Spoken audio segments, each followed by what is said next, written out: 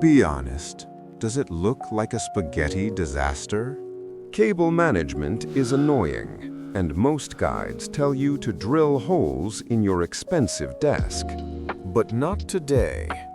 In this video, I'll show you how to hide all your cables in under 10 minutes without drilling a single hole.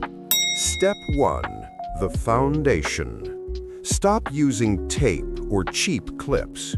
You need a clamp-on cable tray. It clamps directly to your desk edge, solid as a rock. This is where your power strip lives. Just lift everything off the floor and drop it in here. Instantly cleaner. Step 2. Tame the snakes. Don't use zip ties. They are permanent and dangerous to remove. Use Velcro ties instead. They are cheap, reusable, and satisfied to use. Group your cables and wrap them up. Step 3. The ghost cable.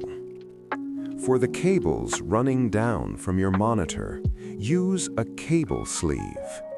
It turns 5 ugly cables into one clean tube. Final touch. Use sticky cable clips to route the thick power cable along the desk leg. Make it invisible.